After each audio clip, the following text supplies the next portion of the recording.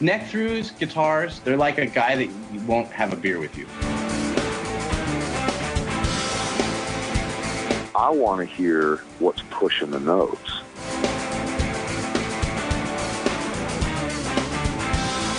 Freddie King and B.B. King, Albert King, and let's not forget Burger King. I don't want to blow my knuckle out. Stainless steel is the work of the devil. These go to 11.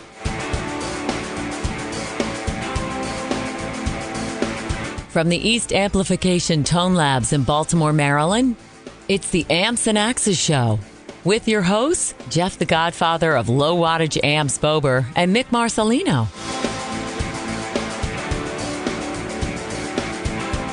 Good Very day to you, Mr. Bober. Good day to you, Mr. Marcelino.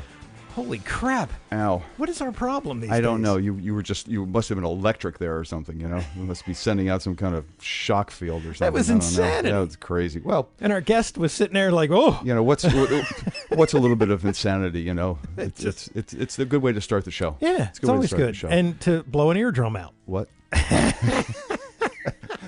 So, and, okay, I what do you want to do? You want to thank the fans first, or you want to get into what you were going to say? You know, let's thank the fans. Well, thank you guys. For spreading the word. It's going great. Yes, we've gotten some generous donations. Yeah, thank you very much, guys. I thank them personally through email. We won't do that on the air because I don't, you know. No, of course not. It's not anybody else's business. They wish to remain anonymous. Yes. And we thank you guys for clicking through the Amazon banner because it's coming to that time of year. Right, turkey time. Or the other time. The other time. The other time, okay. Yeah, the other time makes, you know. Yeah. Unless you're going to buy a turkey through Amazon. I keep saying that. Buy your turkey through Amazon. You know? Who knows? Yes. And drop ship it with a drone. Make sure that you go to ampsandaxescast.com and you got to click on all the social media stuff. Follow us, you know, do all that stuff. Like us, everything. Right. Even if you hate us, like us. Yeah. You know? And go to iTunes and give us how many? 1, 2, 3, 5. 5 stars. 5 stars. Even if you hate us. Just give us a 5-star rating. Give us 5 stars worth of hate. Yes. So, no, I don't do that really. Because you can't hate us that bad. That has been working, and it was funny because there's a couple that are derogatory, you know, where they say the backhanded compliment. Mm-hmm. You guys are awesome, but you know, we love the 5 stars. Absolutely. Yes. We'll take it any way we can get it. When you go to ampsandaxescast.com, just scroll down about halfway, and you're going to see our good buddy from the north, Mr. Jason Seditas. And he gives you the what? Quick click. That's right. That's right. And he has stepped up the program, my friend. Yeah. He got a new camera, new microphones. He improved the audio, and now he done improve the video. It is crazy. And the backing track. Yes. And all, it's just insane. It's insane. I don't know where he finds the time to do this. It is absolutely the highest quality. It's got the cool... you're going to love it. Yeah, it's amazing. If you haven't checked it out, check it out, because now... If you check it out, check it out again. Yes, and everything is vivid. It's right in front of you. Right. It's way cool. It's way cool. Well, we speaking of derogatory comments, we got some love mail here that I'm going to go through. Wasn't there a piece of news though that you were telling me? There is. Okay, I'm gonna see he's sneaking around on me here. He's done this whole thing. I'm just ducking and weaving, man. Ducking and weaving. So, I do. This is a very somber note, and this will, when this goes live, this will have happened a few days ago. But about 4 a.m. Wednesday, the 19th. Okay. We lost a great vocalist, local guy that went national. Well, no, it's the 18th. 18th. Sorry. Okay, sorry. One day off. I got you. I'm always a day off, and great vocal guy, local. Short. Yeah, David Van Landing. Wow. Yeah. Oh, that's right. Yeah. Yes. He started out. He's a Virginia guy. Started out with Mannequin. Yep. I heard about this. Actually, was Tony McAlpine's vocalist for a while. Get out of here. No, he was, and then wound up with in Michael Schenker Group. Yes, I heard. Vocalist. And he's been doing that for quite a while now. And I heard was like best friends with Rob Halford. Oh, could be. Yeah. Could be. Yeah. But, we lost him wow. through a car accident. So very tragic. So condolences go out to family and friends. And you told me, and I totally drew a blank because there's been some guys that have passed You know, the drummer from Motorhead, and I forget who else. I heard a couple others, but yes, I heard that actually this morning. I heard it. Yeah. Very sad. Yeah, we. It's funny. Petra, my wife, was going through Facebook or something when she found this out, and we were at a reunion show for one of the big clubs around here about 5 years ago. A reunion show, and she was looking through the pictures. Since then, we've lost 5 musicians and/or club people in the past 5 years. That is crazy. It's just, it's insane. So you know what? Whoever you're listening to this with, or if maybe you listen to it now and see a loved one or a family one later, give them a hug, man. Yeah. Give them a hug. And I might even hug you later. There you go. Yeah. And car accidents are tough because it just happens. When somebody gets sick, it's usually not sick and boom. It's usually a little bit of time. You get a little bit of a warning, man, but car accidents are like... Yeah. That's how my old bass player, Les, passed away, man. I shook his hand, literally shook his hand. He invited me out. I was sick. My own cold saved my life because I would have been in that car with him. Wow. He went to the bar. It wasn't a drunk thing. It was just he went to the bar, and then when he left, that's when the accident happened. Wow. And, it was like 2 hours after I shook that hand. It's just, that's the kind of thing that's just so abrupt. That one rocks you hard. It does. So thoughts and prayers. Absolutely. And hug a loved one. Yeah, man. Anyway, to this love mail that we received. Speaking of loved ones. We don't usually cover these, but... No, it's fine. I'm not giving names or anything. There's, we always get comments when, if something may be presented incorrectly or if we kind of misunderstand something. Yeah. Or, maybe it's just something is brought to our attention. And we mentioned this, that, I don't sit here constantly on the internet trying to fact check while we're talking to these guys. Right, and a lot of it's off the cuff, and we're interacting, with our guests and things like that. And I think I've given a lot of warning about that. Don't quote me on a lot of these numbers that I put out for like pricing and things like that. Yeah. So I mean, this one is basically talking about guitar parts and construction and things like that, and it gets a little bit into something else, but the differences in bridges, and some are out of the same material are cast or machined, and they really shouldn't, or billet, and they really whatever it is. Yeah, billet is. I read it because I had to go look. Okay, right. So I was like, what's the difference between billet and cast? Right.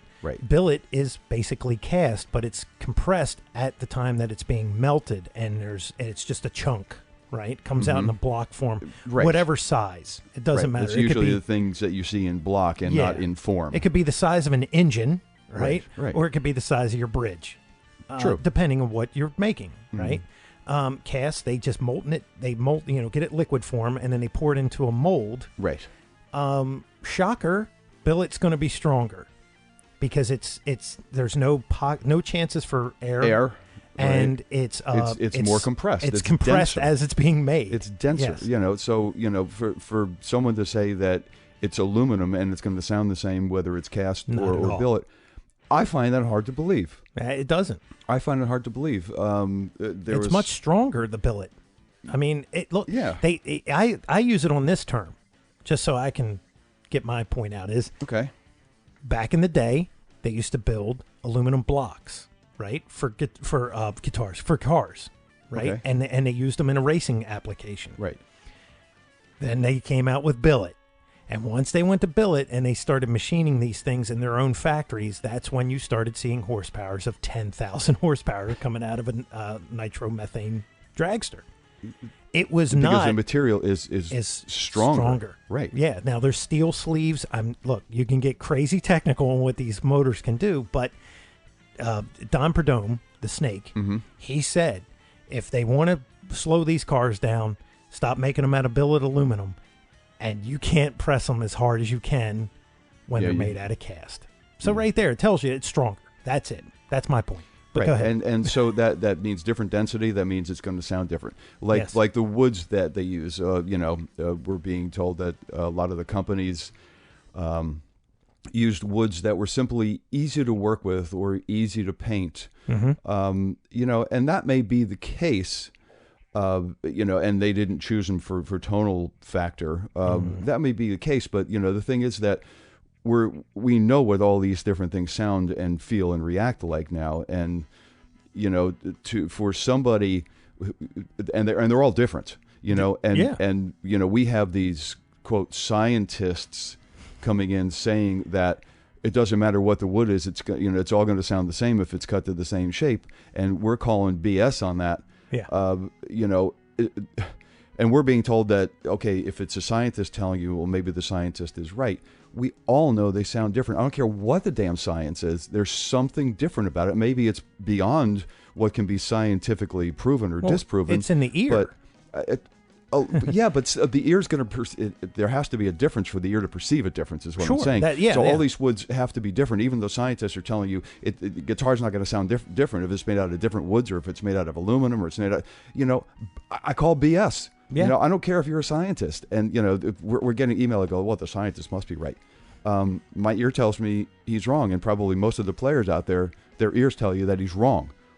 Yeah, and so am I always? And one of the things in there, and I just want to make sure that I'm not doing this unconsciously. Okay, I'm not laughing at stuff that I don't know about, right? I've never noticed it. No, I laugh when Leslie West drops an F-bomb, but I don't laugh just to laugh because I don't know something. Right. I took that personal when he said that because I was like, no, we're trying to give you information. And look, it may not be like I may not get the actual price of a fractal unit. BFD, I don't care. Right. And there have been shows where you've actually looked up pricing. I have gotten the pricing, and because I don't want to be wrong every time, but I kind of in the ballpark. And look, that thing called the internet, you can just go look for it. Yeah, and we'll, you know, there's one thing that was mentioned in the fractal too, but you know, the other thing is, you know, this person is adamant about don't wrap your strings over the bridge. It's simply a method to hold the strings. So don't do it. Don't tell people to do it. It doesn't matter. I never told anybody. Okay, well, the thing is, if I think it matters to me. If some other player thinks it doesn't matter, then it doesn't matter to them. Not at all. But you know, this guy, this person who works on guitars that sent us this is actually saying, stop telling people to rap or that you rap over the top, because I spend a lot of time trying to debunk all these myths. Okay, but you know, I just look at it and go, I do it because I don't like that thing hanging up in the air. I don't know why. Right, and it's my own personal preference. Yeah, and you know, if it's, I think it transfers a little better if it's banged down to the body, you know, screwed down tight. But you know, that's just me. But you know what? My guitar guy, if I go in there and tell him, slam the bridge to the body, and wrap the strings, what's he going to say? No. Why should he even try to talk me out of this? Because if this is what I would like on my guitar, and I feel that it makes a difference for me, or even if it doesn't make a difference, if this is the way I want, it has no bearing on his ability to set up that guitar. He's going to be able to set it up either way. You know, why do you insist on talking someone out of something just because it's your belief? Okay, look. It may be maybe I'm a placebo guy. You know, maybe I like a sugar pill, and if that works, if that takes away my headache, if that takes away my headache, then give me the sugar pill. Yeah, I'll be buying a bag of. What difference does it make to you if you sell me an aspirin or a sugar pill if it works for me? Right. So you know, I take a little offense to someone saying stop, you know, perpetuating all these myths. Well, you know, a good part of me believes they're not myths, and another part of me believes that if I believe it works for me, who are you to tell me that it doesn't? It's like me with who are you to tell tuners. anybody that it doesn't? Yeah, Every guitar I own, I put locking tuners on. Okay. You witness this. Right. I have one. Exactly. Every guitar. Why? Because I love locking tuners. I'm lazy. Okay, I will tell you that. I hate changing strings. I hate it. So I don't want to have any work when I change a string. I've had guys tell me, dude, you're ruining that guitar by putting these tuners on there. I'm like, I don't care. Right. I have drilled holes and moved volume knobs and It's left your a guitar. hole. You can do to it what you wish. Exactly. You know? So if I want to wrap the strings around, I'll wrap them around twice. Right. If I want to. And then it's not going to make a difference to me what you say. Because it's, I don't know. And there was, there's one other comment about the fractal thing, and then I'm just going to put this to bed and we'll get to our guest. But, yes. We may have been a little more averse to the fractal and the Kemper stuff in the very beginning. Yeah. I admit it. We were against it. Because it's, it's not only new technology, it's extremely different from what it is trying to replace. It's completely different. It's right, totally different. It's software. And right, it's software with an amplifier at the end of it, Yeah. And so we maybe don't embrace it as lovingly as we embrace a real tube guitar amplifier. And you know what? That's okay. Yeah. That's fine. I can have that opinion. You can have that opinion. Maybe you love fractals and I love tube guitar amps. You know what? That's fine. We're all going to get along at the end of the day. Yeah. And just because we don't like it doesn't mean somebody else shouldn't go out and buy it anyway. Just the same as if I wrap my strings over the bridge and somebody else doesn't like that, well, let them put them straight through the bridge. That's fine. There's enough play toys and ways to play with them for everybody. But the thing I'm making, the point I'm making is we can have our opinions. I would hope we can. We can have our opinions, and some of them are actually founded in actual trial and error and like and dislike. And you know what? That's fine. And if somebody wants to have a fractal, that's fine. Is it the same? No, you're never going to convince me it's the same. I've played them. It's not the same. If you're going to have a fractal because you don't want to carry around a Marshall for your dirty and a Fender for your clean, I get that. Plenty of guys do it. I did it for years and years. Yeah. Now I actually built an amp that I'm happy with both of those sounds, and that's great for me. If somebody wants to do that with a fractal, fine. If somebody wants to carry both of those amps, that's fine. There's enough toys for everybody. I've personally used both. I'm cheap too, as part of lazy, and I didn't want to replace power tubes. Mick, the word is frugal. I'm sorry. Well, it all depends what year we're talking, right? and I didn't want to replace tubes, so I had an entire Rocktron thing, Okay. And it as many people did, and it served me great. Absolutely. And then when I changed my style of music, I was like, well, the Fractal has the Rocktron has a little bit of problem with that. Mm-hmm. Would I be opposed to using the Fractal? No.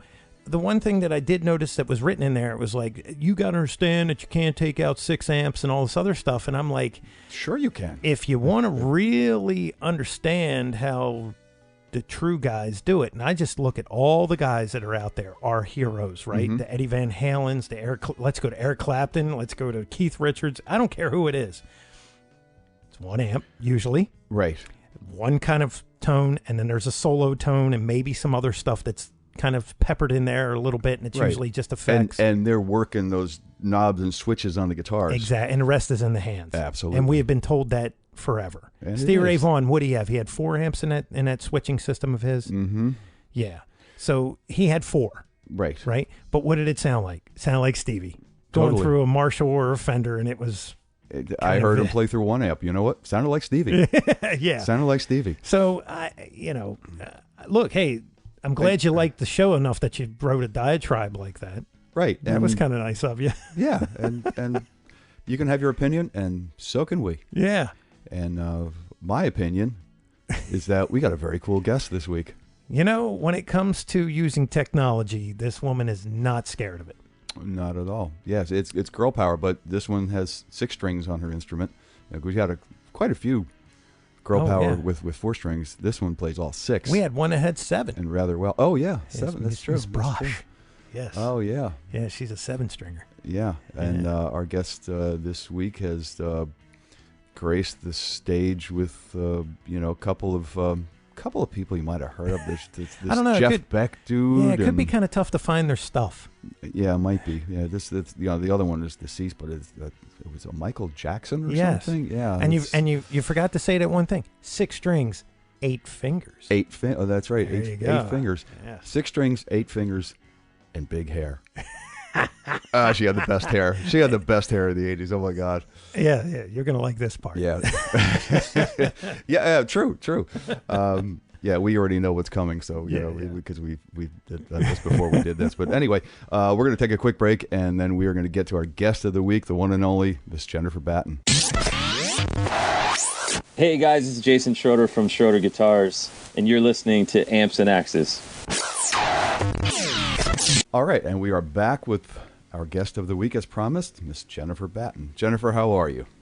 I'm doing good, thanks. Excellent. Thanks for taking the time to be on with us, man. We really appreciate it. And once again, we have technical stuff that just yeah. It's the wonderful world of digital, and I can't get away from it. I mean, I do it for a living, and then it's like, hey, let's have some fun. No fun. It's mess with Mick Day, So thank you, Jennifer. Thank you. You know what? I got to do this with you. We do it with a lot of our guests, especially ones we haven't spoken to before. But we're gonna take you in the Wayback Machine and find out where Jennifer Batten came from and what put the music bug in you. So give us a little history. Tell us about yourself. Well, the music bug started very early. I guess it was probably the Beatles phenomenon, being on the Ed Sullivan Show, and everybody on my block, which was the town of 300, was into it. So between that and my father's love for music, he always had jazz playing when he was home. Where was home? Upstate New York, in the countryside. Okay. Yeah. So, and then my sister got a guitar, and I was red with jealousy. So that was the motivator that kicked it over the edge, that I wanted to be a part of it. So the next birthday or Christmas, my dad got me an electric guitar, which was kind of rare back then. And I got lessons right away and was on my way. Wow. Do you remember what the guitar was that you got? I don't. I have a picture of it. I don't think it even says anything on the headstock. I think it was something from Sears or a department store of some sort. But they had some cool stuff, man. That's where all the Silvertones came from, and those things are iconic now. That company is responsible for probably tens of thousands of guitar players. Oh yeah, I think so. Yeah, Sears and Roebuck.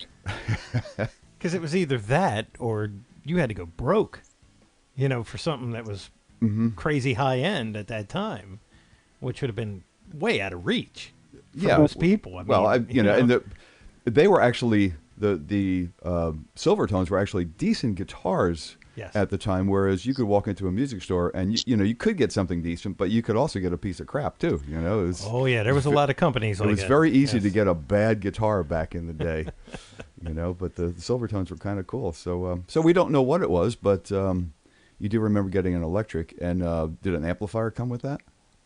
My dad was a guitar player, so I had access to his. Oh, nice. What was he? Was he more of a jazz guy, or? Yeah, he was. He wasn't a professional player, but he definitely loved it and put time into it. Nice. So cool. You said you got lessons. Were you doing the whole Mel Bay book thing, or were you actually learning songs that you wanted to learn from the beginning? No, when I was 8, it was about learning the notes on the first 3 frets, learning those, Yankee Doodle and that sort of thing for quite a while. I don't think I learned any hip tunes until I was a teenager. Wow. What was the first hip tune? Do you remember? Gosh, I don't. It's many years ago. Mm-hmm. Well, I would assume there's probably some Beatles involved in there somewhere, and because that's what sparked the whole thing, and it has sparked a lot. Oh yeah, it sparked for a lot of people. Well, a lot of our guests. Yeah.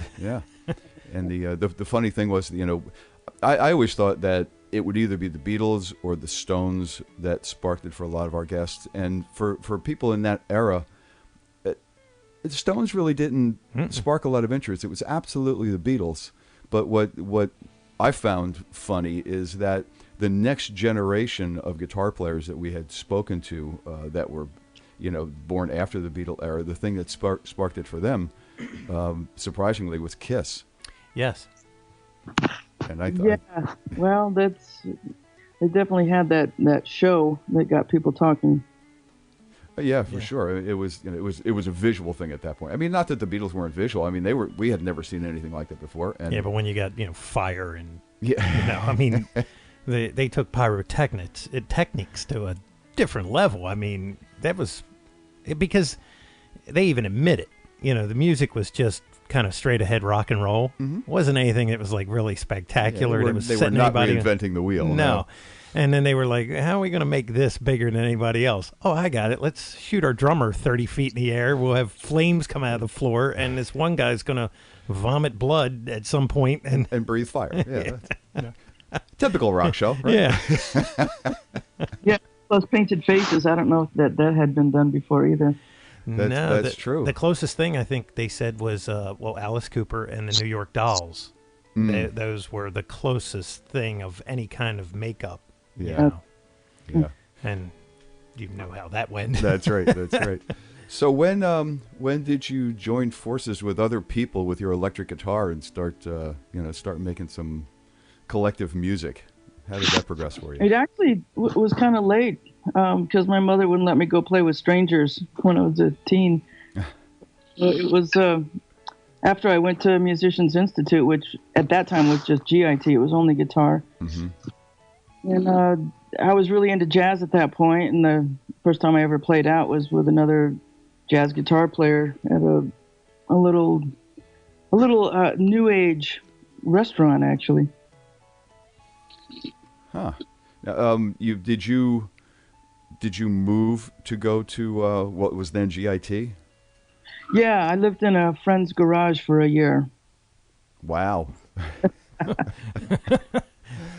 You got to love the music to commit to that, Can I stay with you? Sure. We got a garage, you can bunk up with the car. From the things that I've seen, like VH1 Behind the Music and stuff like that, and just hearing about how some of the musicians had to... L.A. was just peppered with storage units and garages with people in them, with like people, not just one, many people living in some of those facilities during those lean years, when they were out there just getting it done. Trying to make it, right, going to school, trying to make it. So was it actually a redone garage so it looked like a room, or was it just a garage? Yeah, about a third of it was finished off into a room. And I remember the worst part was, well, I didn't see it as a negative thing at all until it flooded. And there was a carpet in there that smelled pretty nasty for the rest of the year. Yeah, that would be a problem. Yeah, that is. Hopefully no equipment got ruined in the flood, You find out real quick if it's just my lungs. Oh, yeah. You find out real quick if your cabinet's made out of MDF or if it's really made out of plywood. Really? Why is my cabinet twice as big? Why does it puff up like a marshmallow? Exactly. Yeah, but, breathing mold for... that's not Jesus, good. That's... Oh, my God. So, well, how did your GIT experience go? I mean, everybody that we've talked to that's gone there, it's like, oh my God, it was so amazing, and I met all these people, and I played all this music with all these. But how was it for you? Oh, it was phenomenal. It just skyrocketed me knowledge-wise.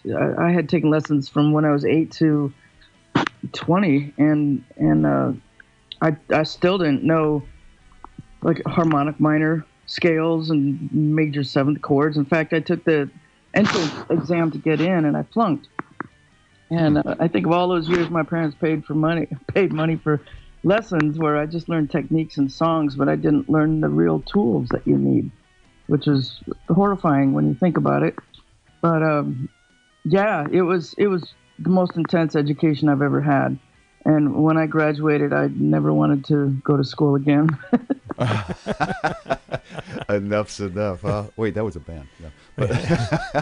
But, so we hadn't heard this from any of our guests. There's actually an entrance exam, and I thought maybe it hinged on just your playing ability, but you're telling me that you actually have to know a lot of theory before you even get in there. That's interesting. I'd never heard that before. Well, considering I knew next to nothing, I think.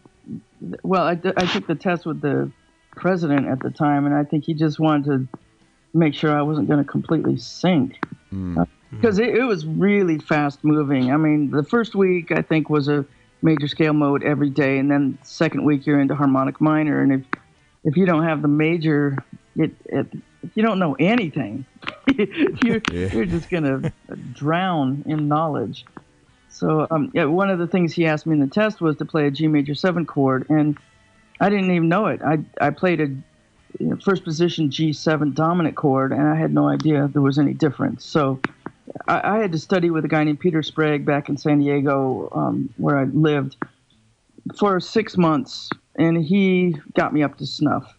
And I studied really hard and was able to get back and go to the school 6 months later. Wow. Yeah. Well, it paid off. You think? I think so. Yeah, in fact, I was able to pay my dad back for school. Gosh. Well, I think it was 10 years after I graduated when I got the Jackson tour. So what happened in that time between graduating GIT and the Michael thing? And I want to find out about the Michael thing, of course, but in the interim, how was your musical journey? What came after that school? Well, it's kind of funny how my brain anyway was thinking, and I announced while I was at the school that I would have my own record out in a year. And funny how time flies. I think it was at least 10 years later, or maybe even more.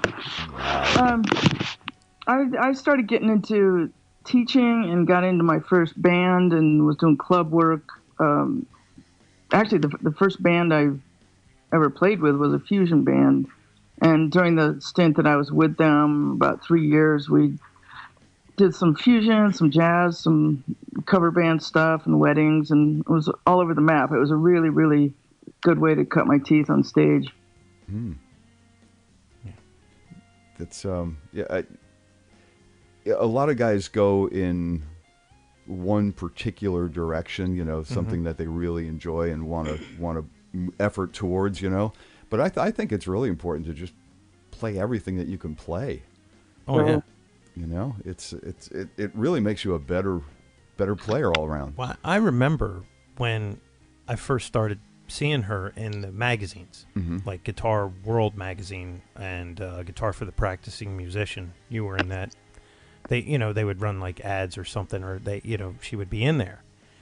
And then, because it was different. It was a different world. It wasn't like there was an internet that I could just pop on and I could see her, doing the 8-finger thing and all the crazy tapping and, the things that she does. And then there was a video that came out, and I got it. It was a VHS, and bear with me here, Jennifer. You may remember it. It was like, oh God, I can't. It had Nuno Betancourt on it. It had Vivian Campbell. And you were in this thing. And yeah, it was called Hot Guitarist Magazine, even though it was a VHS. Yeah, they did. Hot Guitar, yes, it was part of that. It was a VHS tape, and I got this thing, and they did like an in-depth interview. And they were talking to the guy that was the engineer in the studio, and he said, he goes, you got to just rip her away sometimes and throw her in the pool because she just kept going. Like the guy was like, we need to get some sleep, and that was you're like, for women, she's like the pioneer of like a shred guitar player. Absolutely. I mean, you had the Runaways, which had like Lita Ford, and Lita's a pretty, she's pretty dynamic on the guitar, but Jennifer was doing stuff that it was like, holy crap, like you'd just never seen this before, and the tapping thing, and it's is just girl, it's just so much cooler. At the time, a 19-year-old Mick, I was thinking, my God. For sure. You know, but that's, I guess, my chauvinistic side back then. But it was, what was just crazy was the two-handed thing. Mm-hmm. I mean, I don't even know. To this day, I watch you do it, and I don't even know how all those notes are coming out of there, man. It's just crazy to watch her do that. And you really, nobody else. I mean, Reb Beach, maybe Jeff, what's his name, from Night Ranger. Joel Hoekstra does an 8-finger thing. Even Chris Broderick. Gillis is Night Ranger, right? Brad? Brad Gillis, but there's Jeff Watson. Oh, okay. I think is his name. He did the 8-finger thing in Night Ranger. He was that guy. But I was like, you know, you watch those guys, and it's kind of that same thing that they do. They all kind of do that same kind of pattern. Mm-hmm. Jennifer goes off on this other thing. It's just like these incredible runs. Now, was you know, there's a question. Was that anything that was taught to you in GIT, or you developed in GIT? Was that any part of the curriculum to... I'll tell you the chronology of it. Yeah. Once a month, we would get a seminar by all kinds of different monsters that were either coming through town or lived in town. Pat Metheny, Larry Carlton, whatever. And one month it was Emmett Chapman who invented the Chapman stick, which is called tapped. And so he gave this clinic, and here's 60 guitar players thinking, you know, we're just trying to get these 6 strings down. We don't need 10. But a seed was planted in Steve Lynch, who was one of my classmates. And he went on to have a hit record with a band called Autograph. Yeah, Steve Turn Lynch. Up the Radio Yep. in the 80s. Was a hit. And Steve took that seed and started developing it. And I was inspired by him. Wow. He worked out a method to use, well, he was using 3 fingers of the right hand at that time, but he worked out a way to make it make sense harmonically. And I was so intrigued with what he was doing that when school was out and I actually had time to do some extracurricular stuff, I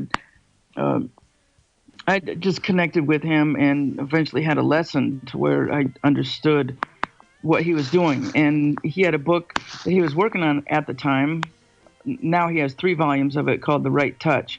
And I just tore through that until I understood what was going on. And then I just really dug in and started experimenting to see what I could do with it. So that's how that happened. Interesting. That's a It's good very story. cool. Yeah, And you know what? Had no idea Steve Lynch right. Me was neither. that guy. Yeah. That influenced you like that. That is pretty wild because his style, like when, you know, you heard all the Autograph stuff, it wasn't to what she's doing. Mm-hmm. You took that thing and went to a whole nother level. I mean, now let's talk a little bit about the gear progression through that time. Did you find that some guitars were more suited to doing that for you, and you know, you kind of gravitated towards those over time, or did you just feel comfortable doing that on like any guitar? Pretty much any guitar, but I didn't have a lot of guitars at the time. I was playing Strats. The thing that helped me more than anything was tying a sock around the first fret, and eventually that became a string damper mechanism that I use to this day. In fact, you can find those at batten.com. Oh, yeah. Cool. Yeah, Michael Badio, right? Michelangelo. Yes, Badio. he had a version of it. Yeah. And she uses it religiously.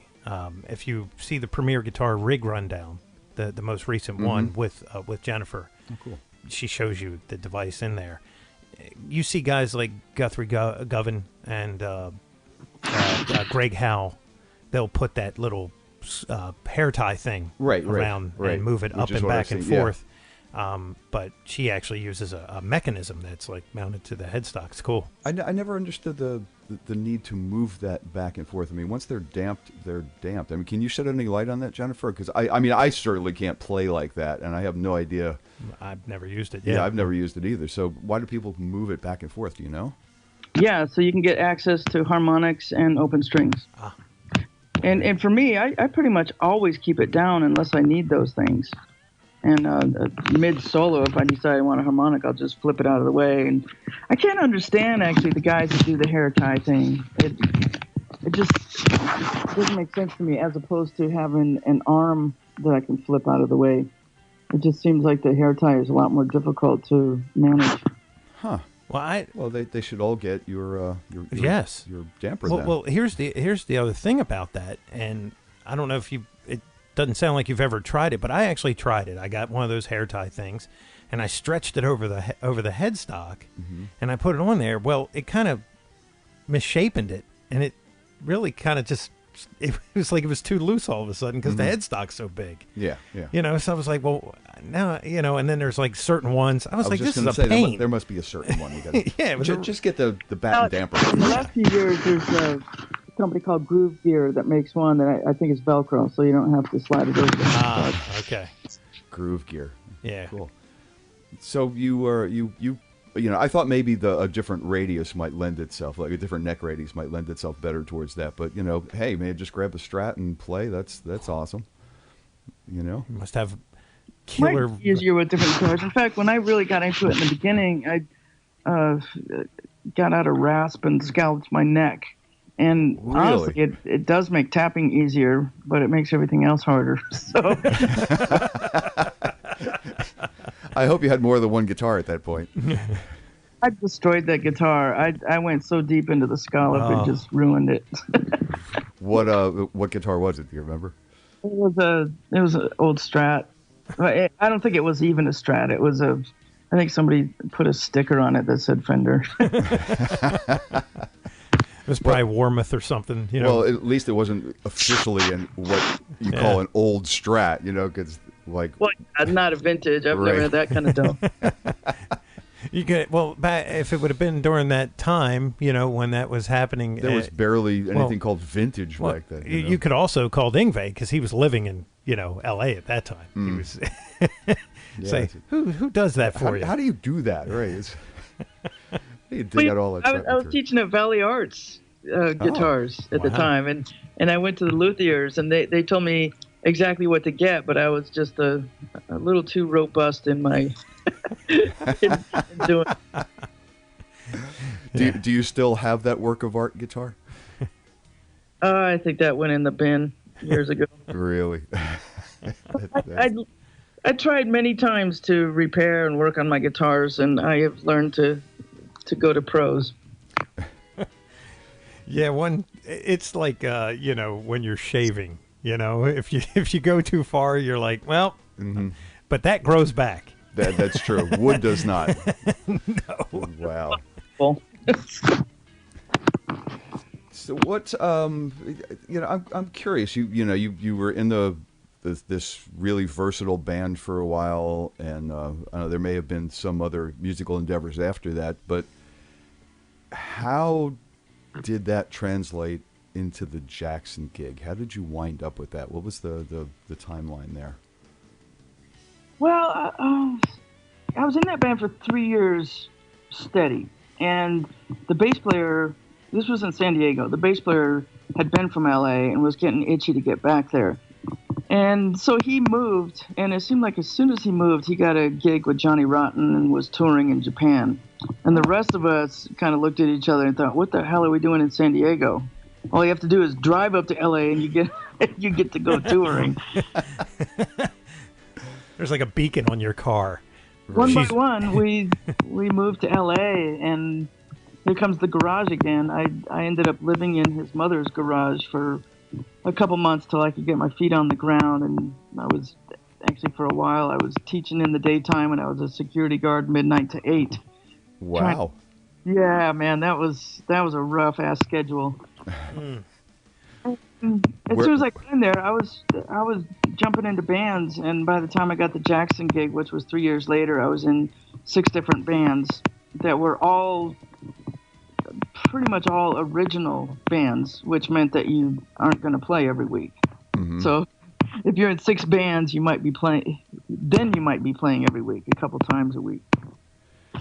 Yeah, but I mean, all original, man. It's like, God, the amount of material that you would need to remember, and because you're not playing all the time too, and then you play with one band and then you play with the other. I mean, your brain must have just been full of an incredible amount of diverse material. Yeah, well, I don't remember it being difficult. I really dug it, and I dug the variety of it, so it was not an issue. Cool. All right, so how did that lead to the MJ thing? Did somebody see one of those bands and recommend you, or how did that come about? No, while I was in those bands, I was also teaching at GIT at the time. The security guard gig ended, and I luckily immediately was able to go teach there. They had a referral service, and somebody from Jackson's camp called up and said, "Can you send us 2 players?" And I was one of the lucky winners and went to audition. And there was 100 players overall that auditioned. So wow, I'm glad I didn't know that in advance. But I went in and I had actually taken a couple days off just so I could do nothing but work on his tunes. And I went in and there was no band. It was just me and a video camera. And the only guidance I was given was to play some funky rhythm because that would be most of what I was needed for. So I improvised something, and I remember most of it was improvised, but I think I started with Jeff Beck funky rhythm and a song called "You Know What I Mean" from Blow by Blow. So I was really digging into his stuff at the time. Then I started soloing. I played the giant step solo that ended up on my first record, the tapping thing that was worked out. And I ended with the Beat It solo because I had been playing that with that San Diego band. So I thought he might find that useful, and there you go. Wow, that's cool. Yeah. So and you were just solo out of 100 people, you get the gig. So what was that like to get that call, and then where did it go from there? It's like, were you on the plane the next day going somewhere? Well, you know what? It was. I never got the call. In fact, they never told me I was hired. They just said. He was interested, come down, rehearse with the band, and see how it goes. And I rehearsed with the band for a solid month before we even met him. Wow. And nobody was saying, okay, you're in. But eventually time went by, and I got a passport, and I eventually had a ticket to Tokyo, so things were looking good. I'm standing on a stage. He's 20 feet to the left. Right. Yeah, and I remember Sheryl Crow was on that tour, too, and we were both a bit insecure because we weren't getting feedback. And next thing we know, we're in the Tokyo Disneyland, and the two of us were in a gift shop together. And I'll never forget it because I was looking at this goofy Daffy Duck toothbrush holder, and Michael tapped me on the back and said, "Hey, I like how you're playing the Beat It solo." So to me, that was the stamp of job security. Wow. Now, had you already been doing gigs with the band, right? Before he tapped you on the shoulder. It was about the first week. Oh, okay. In Tokyo. Wow. That is just too funny. Yeah. It's a lot of moving parts in that camp. So I'll tell you too. What 30 years later, a couple of years ago, there's a guy named Steve Swirsky that's doing a documentary on female guitar players, and he got a hold of the original video audition. Really? And, which is pretty enlightening to see, because I was trying to look hip, but I have never had that gene. Come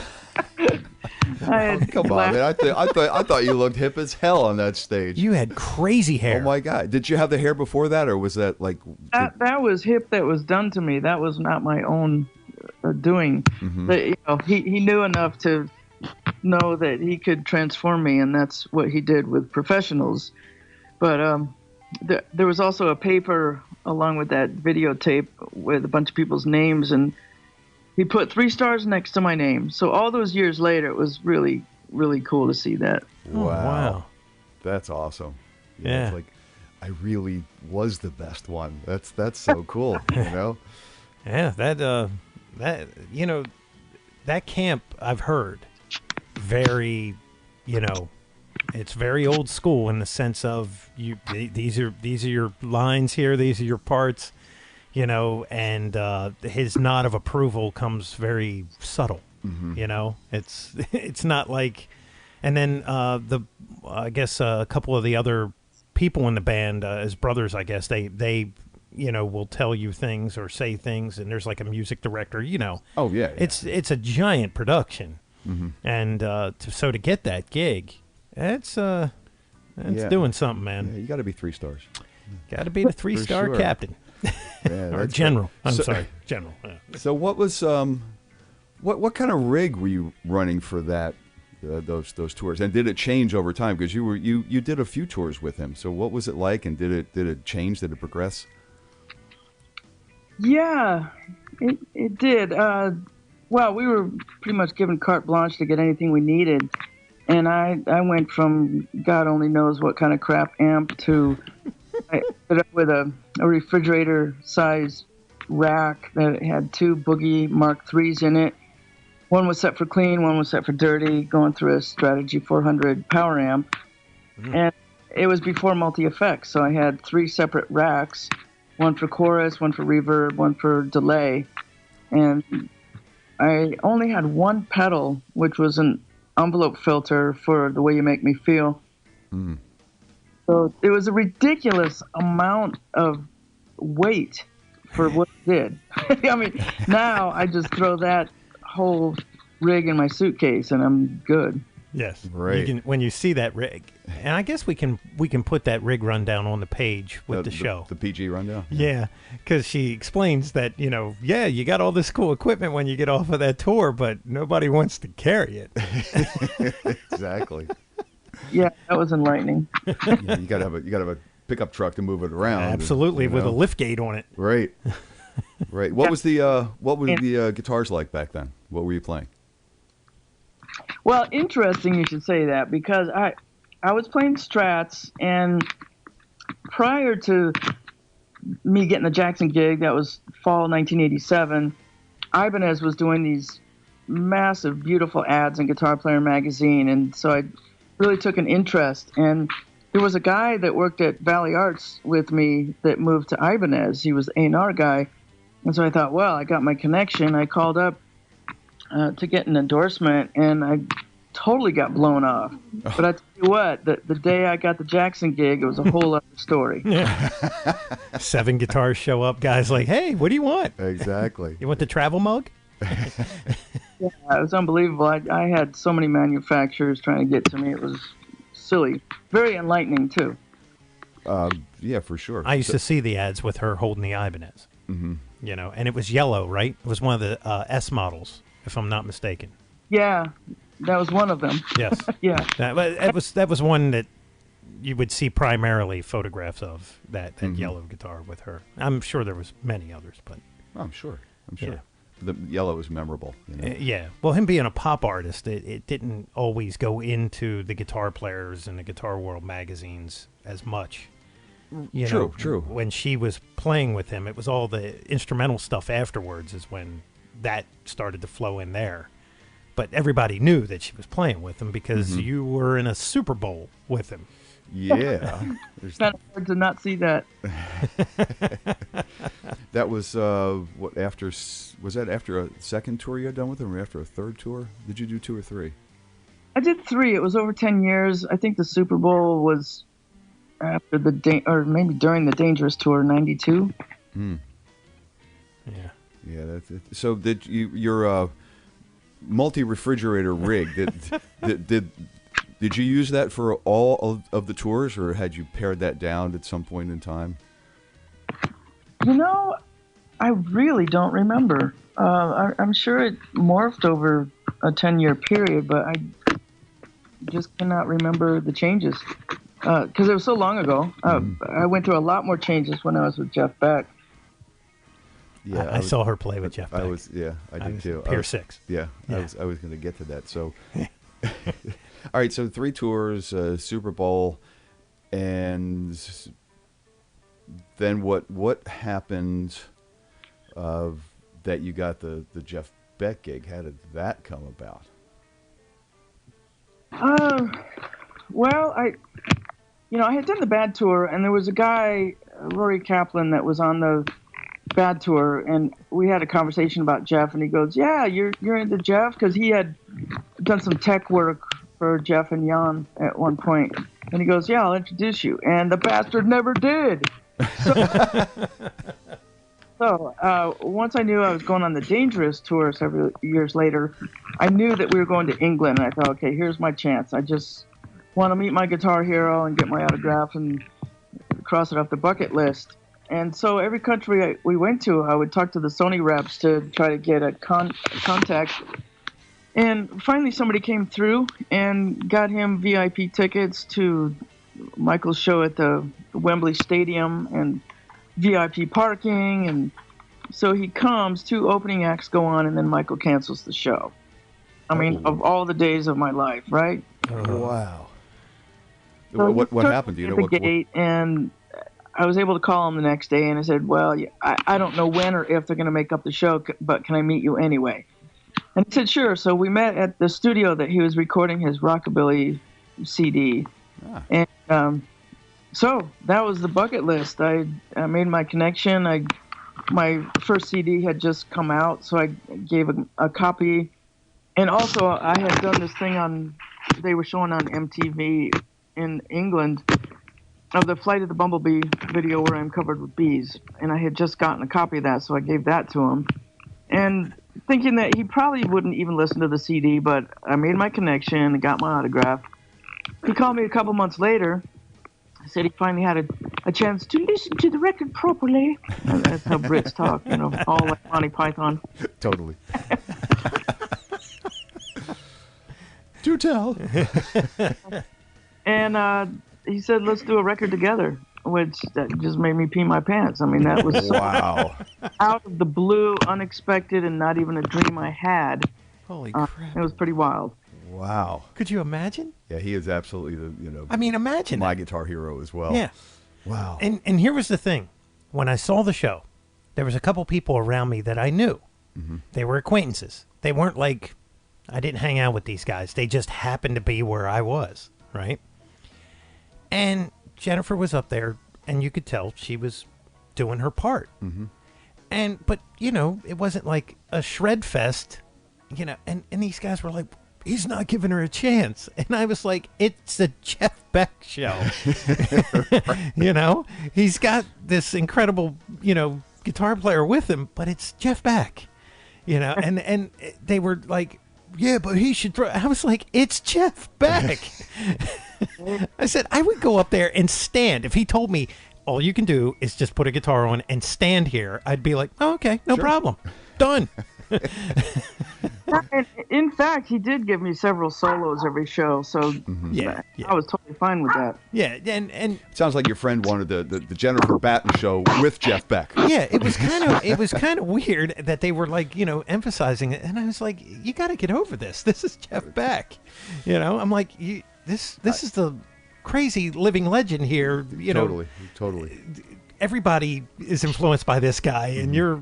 It was just so strange to hear that at that time. So what is he like as a person? Because I will tell you, he's the only I don't know if I told you this before, Mick, but when I was working with Stevie, and it was the Stevie and Jeff tour. Oh, that's right, yes.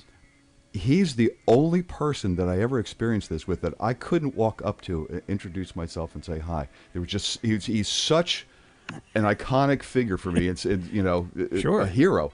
I couldn't do it. So what's he like? Oh, he's really wonderful. He's really, really low key. In fact, I was just had major anxiety, as you would imagine, before we even got into rehearsals, because he was totally fine on the strength of it was 5 years later after he called me that it actually happened, so I had another record out by that time. But he was going on the strength of my records that, wow, we're good to go without ever playing together. Oh my God! Wow, that isn't a nail biter. Well, yeah. See, that's what happens when you're a professional and you put other professionals on the stage with you. Yeah, but everybody's just gonna get the job done properly. That's bitten him in the ass before, but oh really? But not with me.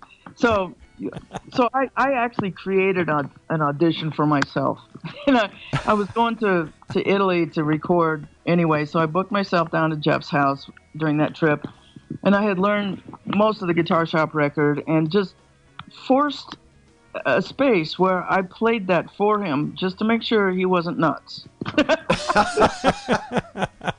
You sure you want to do this? Exactly. Because I was really uncomfortable, and I didn't tell anybody I had the gig until it was a lot more solid. So that worked out well. I was with him for 3 years. We did a couple records and did a lot of touring, and just hanging out with him was really, really fun. Just to hear his opinions about things, to listen to music with him. I mean, many, many hours spent in the bus, and I lived in London when we were doing the rehearsals, and sometimes he'd invite me down to his house on off days, and we'd just hang out. Would you work on hot rods with him? I drove one of his hot rods one time, and I was so scared I didn't get it out of first gear. Because, some people may not know this. I mean, he builds those cars. He's like Danny. He would rather be working on a car than playing guitar. And I mean, he owns one of the cars that was in American Graffiti. The yellow. Oh, really? Yeah, the yellow 32.5 window that's in the movie. I don't know what that is, but awesome. He owns it, and it was it's a periodic, correct period correct hot rod from that day. So he had to do a ton of work to it. I saw a whole interview with him on Car Crazy. They went over and went to his house and saw all this stuff in the garage, and it's pretty wild that a guy like that has that whole other side, But man, to hang out with him, that is just crazy. Yeah, that's so cool. And I tell you what, I'd be a little worried working on cars that I bang up my hands, and it's like, what? Yeah, in fact, right before one of the legs of a European tour, he didn't know it till after, but he broke his finger. No. Oh. Yeah, he was pushing a hot rod up a hill and slipped in some grease and fell back on his hands, and I think it was his middle left finger that was really hurting him, and he went to a doctor, and the doctor said, "Oh, it's fine." So he does the tour, and it's hurting the whole time. He goes to another doctor when he gets back, and the guy goes, "Oh, yeah, it's been broken the whole time." Holy crap. Jesus. And of course it doesn't heal because he's constantly using it. Mm-hmm. And not set. And oh my God. Crazy. That would not do an x-ray should be shot. Yeah. For sure. So he had to go back and do this whole rehab thing where, I don't know if they had to move it, but he had a brace for quite a while that was painful. Wow. Yeah, and that's kind of an important finger on an important hand for a guitar player. And if something happened, it doesn't set, or it doesn't set right, and then it becomes severely arthritic and things like that. There's a whole lot of things that can happen way down the road. Yeah, absolutely. Wow. That's why his hands are insured with Lloyd's of London. Are they? Does he? Is he still allowed to work on cars? I don't know if the insurance company knows about that. Well, look, the rest of the world knows about it. I mean, there's an hour-long Car Crazy, I think, where they're in his garage, and he's like out there wrenching and welding and everything else. Well, there was a couple days on tour where we had days off, and guess where we all went? We're going car working. So I got to ask this question because you've lived it. You have this hero, and they always tell you don't meet your heroes, but you have this hero. Obviously, the meeting goes exceptionally well. Yeah. After a while, do you still kind of every now and then catch yourself like, I can't believe that like Jeff Beck is right here with me, when you were trying to figure out his music, 10 years before or 15 years before. And it's especially cool because when I got into him, it was way before the internet, and to find out anything about him was you had to be your own private investigation company. I remember I would hang out at this one kind of offbeat record shop where one of the guys that worked there was really into Clapton, and so he would get these off-the-wall British magazines sent over secondhand, and he had a stack of them in the back. And so he would let me go back there to try to dig in and find some articles on Beck that, British magazines at that time, that was very exotic. You would never see any of those. Yeah. The mail didn't run that way too well. Took a while. Yeah, a little bit. It's back to taking a while, but exactly. that's a whole other story. Yeah, so I had built up who this guy was in my mind, and it's always different when you meet somebody in person, but it was a very positive thing. I know there's tons of stories about people that meet their heroes and they go, "Oh God, what a dick." Well, yeah, exactly. I had a friend of mine, and I'll say it because Yngve would even say it, but he wanted to meet him, and he got into a position where he could meet him, and he totally just blew him off. Just him. And it was like, no, he wasn't like in a hurry. It was nothing. It was just, he was just arrogant Yngve at that time. It was early on, Kiss my hand and move on. Yeah. Yeah. And now he's a whole different character, I heard. Really? I heard he's the nicest guy you'd ever want to meet. Wow, the sweet Swede now, huh? Yeah. Yeah. Well, that car accident that he was in, could have ended his life. I think it humbled him pretty quick. Yeah. Sometimes you get a different outlook on life after a life-threatening experience like that. Yeah.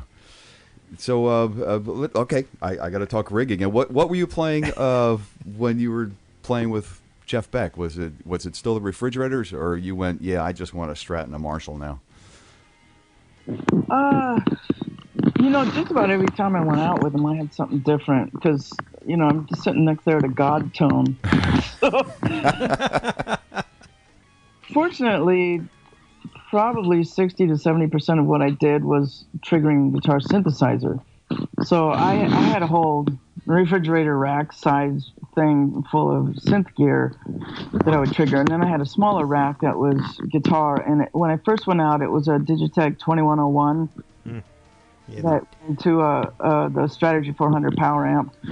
So I just, I think back to all the money he paid in just hauling that crap around the world. It was enormous amounts of money. Compared to, you can pretty much put everything in your iPhone now. And at one point I had a 5150. I also had after he got the Marshall DSL, I got a TSL. Which I really did not dig much at all. And I found out that the person that invented the DSL only made 3 of them, and then he quit Marshall. So when they came out with the DSL, it was anybody's guess what was inside, and it certainly wasn't what Jeff was using. Huh. That's pretty well. Yeah. I think, well, I'm not sure, but I know a couple people left Marshall and went to made Black Star, so maybe that's what the DSL really is now.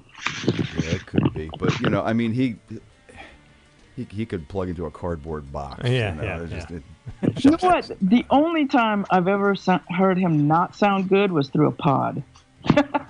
Really? Wow. And you know what? You don't have to say any more. Yeah, no, we're done with that one. Wow, that's pretty funny. Yeah, because he does combination Fender Marshall a lot. Yes. Yeah. Now there's one thing I wanted to say on the rig rundown, Jennifer's rig rundown.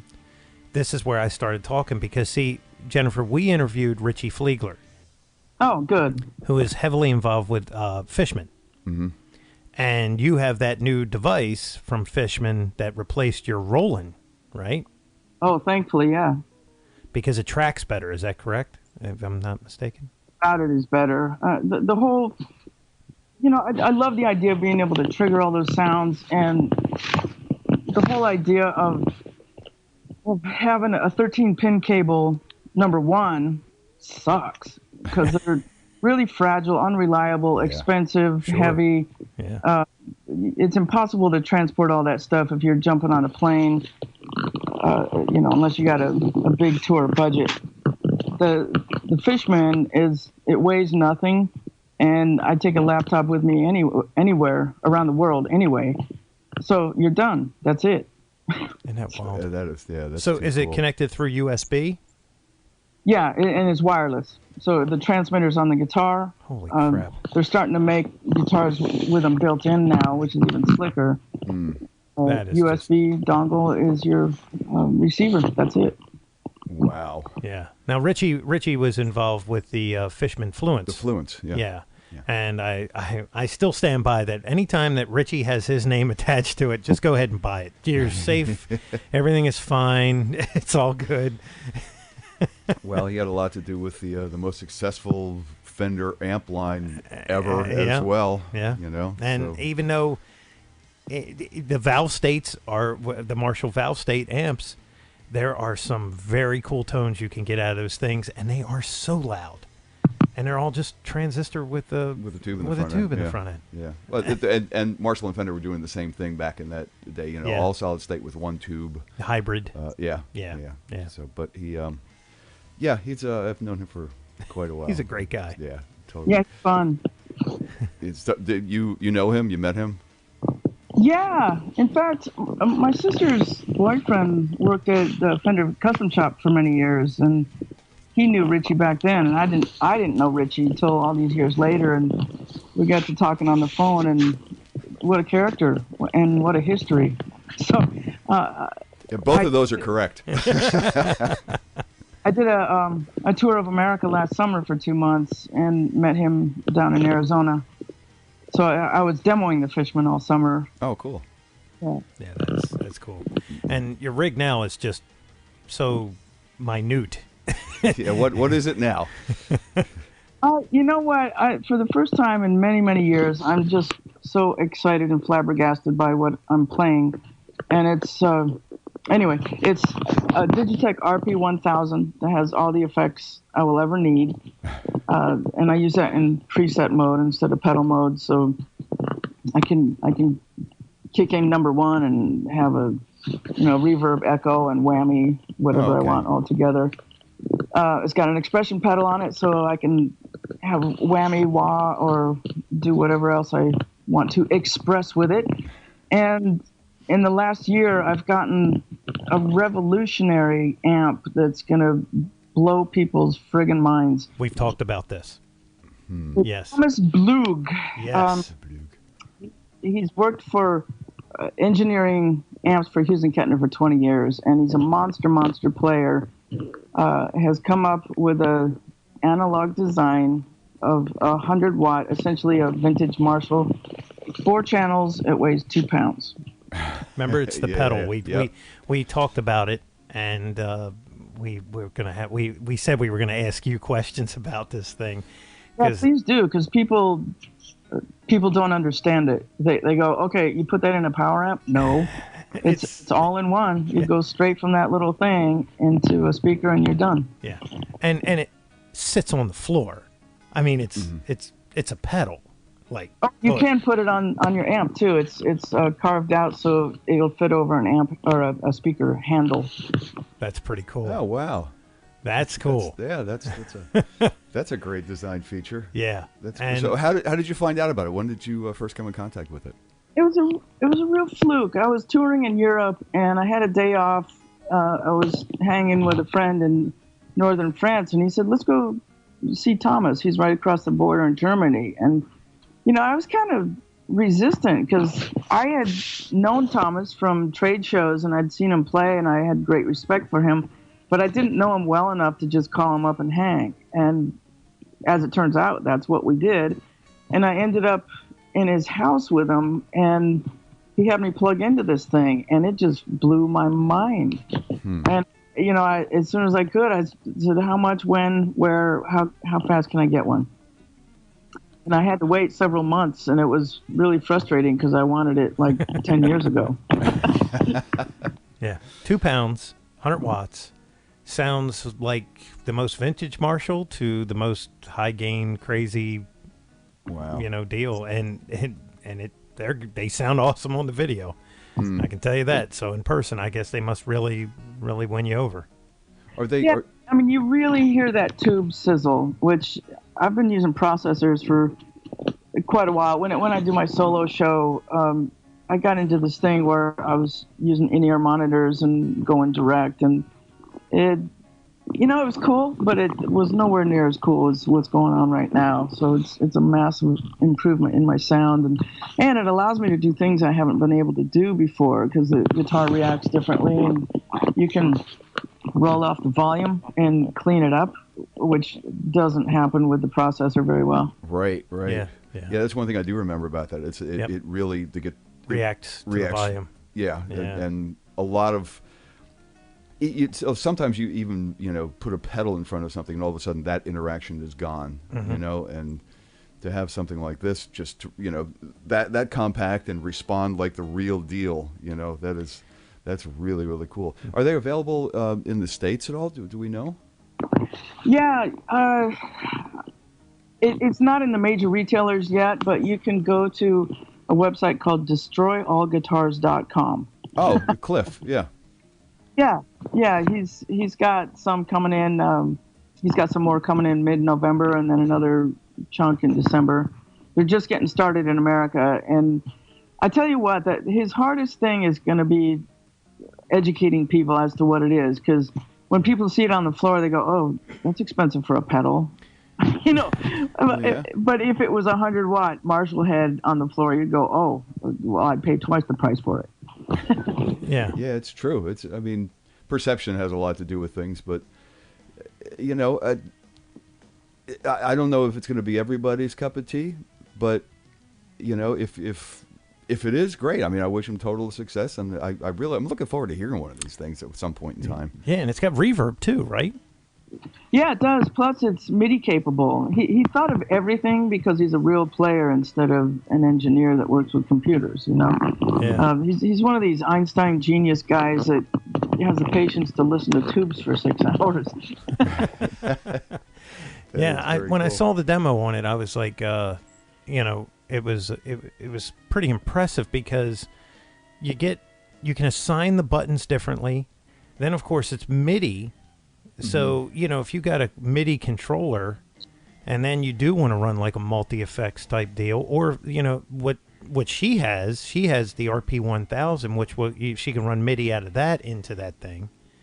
So, well, you know what? Digitech really screwed up with that. It's the only thing that's a bummer about the RP1000 is they removed the MIDI. You're kidding. So I got the rack mount version, so that's going to be my next setup. So everything's going to be behind me, except I'm looking into using a soft step controller because that's 10 presets per bank and weighs 1 pound. Oh, okay. I see.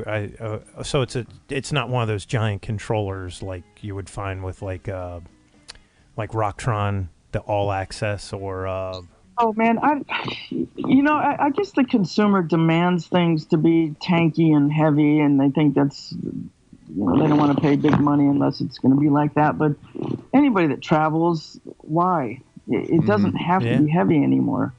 Yeah. It's so funny because I remember back in the day when we were developing a couple of different products, and somebody went, I think it might have been one of the dealers, just like if they're going to spend a lot of money, they want to have a big box. They want it to be heavy.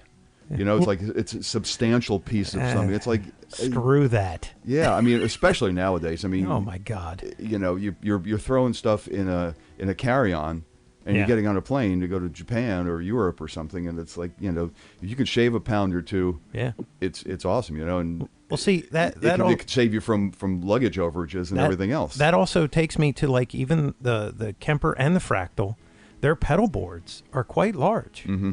And it's like, well, cool, you got the thing in a bag, but it's still got this big board, you got to like walk around with this board hanging out. Need another bag for it. Right? Yeah, So, to have the smaller MIDI controllers too, because unless you're really tap dancing, you don't need a lot, right? I mean, you got a lot of control from those things. Probably have, a few basic sounds, maybe a half a dozen, and, what more do you need? Yeah. Right. See, it sounds like you're still moving air behind you, which is cool. Like you're still playing through real cabinets and. Well, I started to again. Amp One, they're offering 2 different cabs, and I have the Nano cab, which is really a lightweight 12. But the way it's ported, it's not like that razor pinpoint of a Marshall 412. You actually can hear things on the side of you. And he's got another one I'm dying to try. I got a tour coming up in February. He's got one called the Fat Cab that's supposed to emulate a 412. Wow. But they're ported so they can be open back or closed back. And again, he thought of everything. That is very cool. Where are you? Where are you touring? And when's your next tour?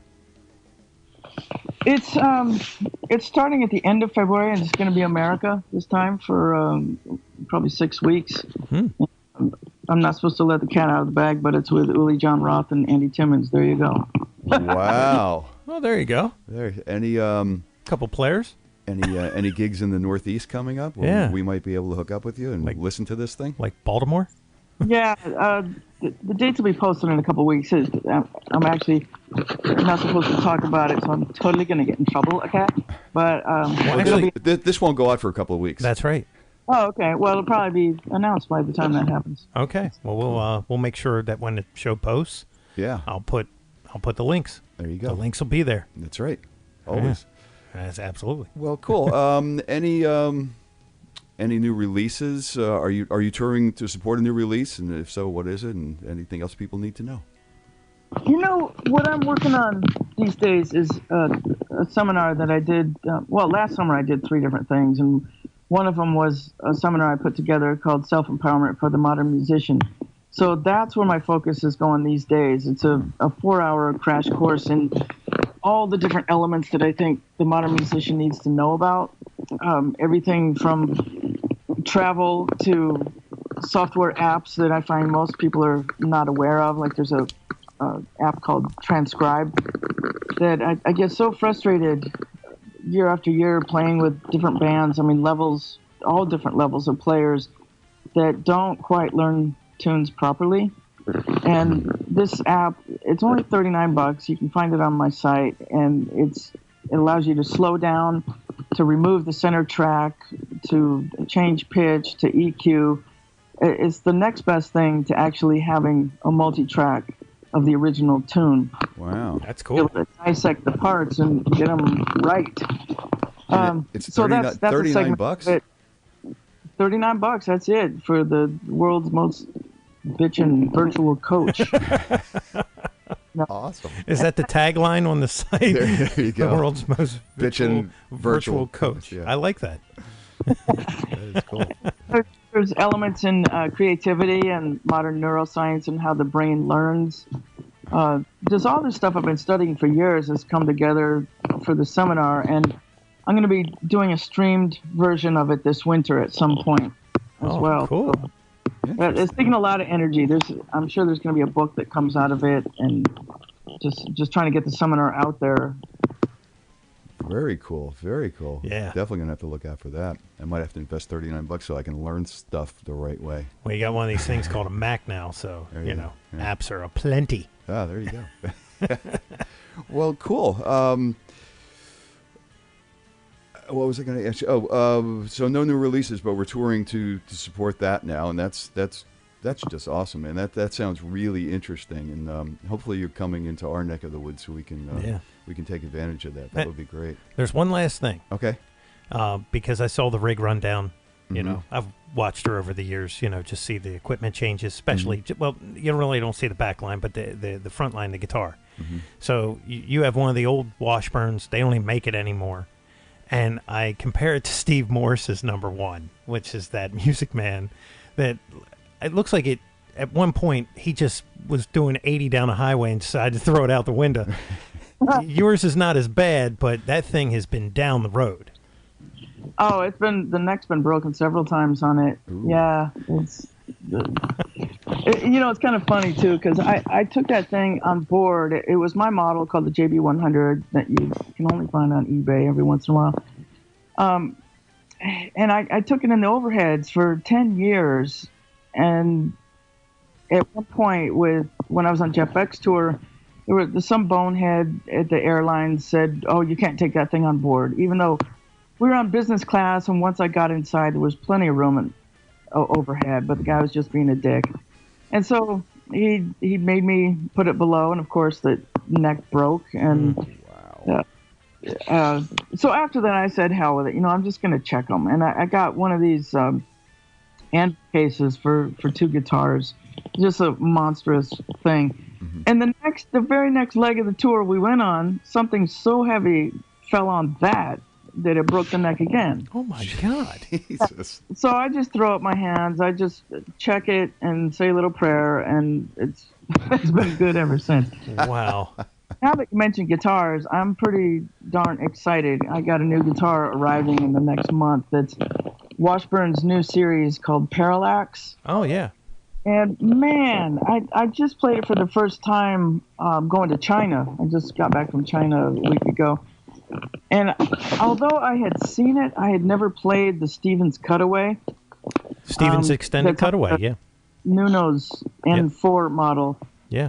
It's a revolutionary thing. I mean, it allows you to so comfortably get up in the higher frets. Yes. That it blows my mind. It's like you're playing naked. I'll explain it. I'll explain it. Okay. I don't know if I'm going to do justice, but I'll explain it. Okay. So the Stevens Extended Cutaway, it's like it looks like a shark fin coming off of the top of the neck on the bass side. Okay, and it's going to be very tough for me to explain this, but instead of a neck plate being 4 bolts, it's actually like a C shape, and it's 5 bolts, and there is no wood behind the neck. Basically almost to the last fret. Everything is built into the contour of the guitar, and the neck just sits in there, and there's a lot of transfer because it's got this piece of wood that extends above the top of the neck. I'll have to show it to you. Wow. But no shifting whatsoever. I mean, you could jump on that thing. They say it's insanely strong, like stronger than a 4-bolt. And they say the tone transfer is amazing. And you get all this accessibility to the higher frets, so it's almost like a neck through, but you're still in a bolt on. So you get the way that the tone kind of changes, right? When you have a neck through, you got a certain dark tone that is created, right? When you get a set neck, it's another set of dark tone. But when you go to a bolt on, you get brighter tones because it's a direct contact to wood, and there's nothing in between it. So there's no glue, there's no paint. It's just bare wood to bare wood, right? So that's why Strats are a little bit brighter. They kind of pop a little bit more. Well, a lot of guys, especially solo guys, instrumentalist guys and stuff, they like that. They want to have that clarity all the way through. That Allman Brother thing is cool, but it's cool for the Allman Brothers, right. So this does that exact thing, but gives you like incredible strength and all the access to the high frets. That's very cool. Way better than I could have done. Thank you. I read up on that neck joint when at first Nuno was the guy who Washburn started mass producing it, and Nuno was the N4. Was the guitar that had that on there. All the N4s had that, yeah. Yeah, I've I'll show it to you after. Seen him play. I've never picked up an N4.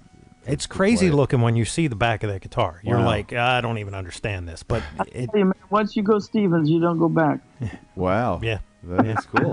And also, it's, for the first time ever, I'm playing jumbo frets, which makes bending so much easier. Oh, yeah. It's a really big change for me because I've had 22 fret for decades and decades, and medium frets for probably my whole life. So it's a whole new universe for me, and I cannot wait to get it in my hands. So you're going 24 frets? Yeah. And jumbo? And jumbo. Are they stainless, or are they just nickel? Yeah. Oh, stainless. Wow. Well, you'll be bending for days. It's kind of like a mini scallop. Yeah, it is. It's like speed bumps. Yeah. You have a Les Paul that has that. I do. The one that we traded. Yeah, I was just playing it before. Yeah, you were. I was. So, well, cool. Anything else you need our fans to know, Jennifer?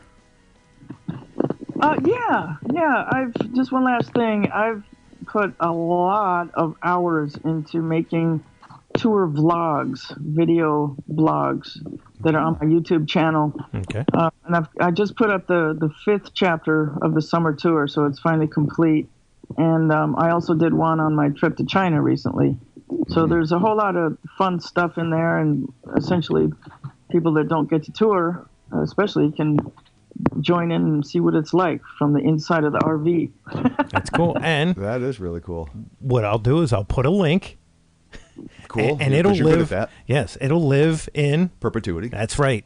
After the week of the being on the front page, it goes into our episodes archive, right. And just lives there for that perpetuity. Yeah, and will always be free because we don't believe in charging for this. That's right. Of course. That's awesome. That's awesome. Yeah. I'm going to have to watch that myself, man, since I don't tour China or anything. I'm going to have to take a look.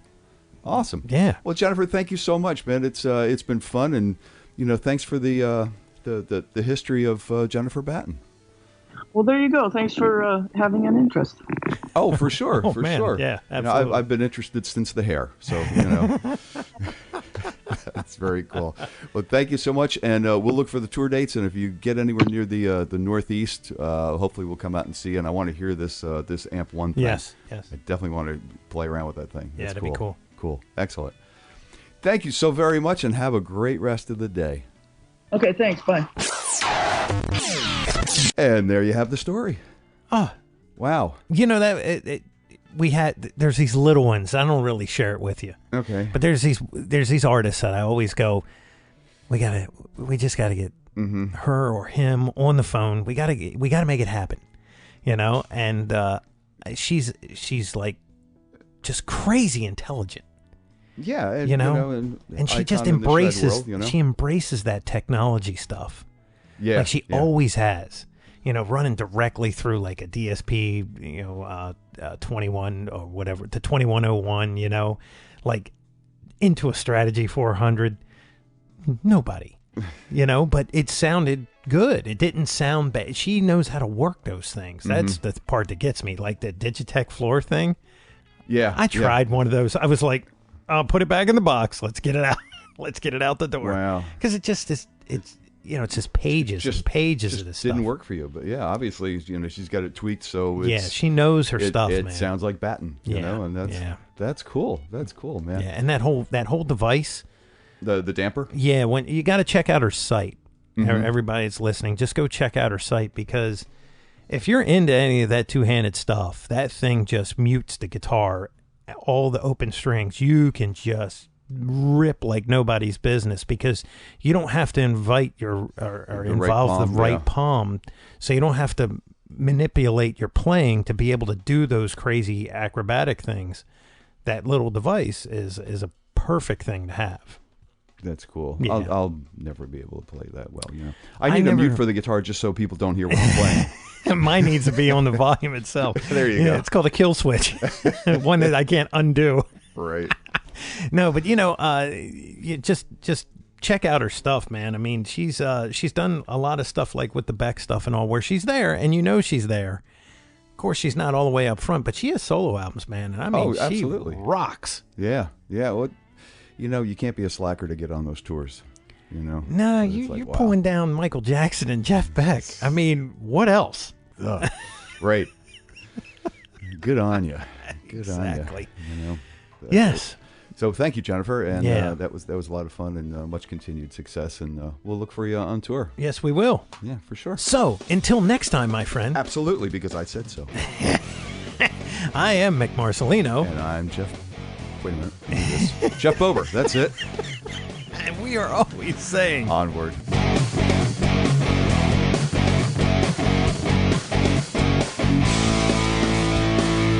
Be sure and follow the show on Twitter @AmpsandAxis. Also, make sure you like the show on Facebook.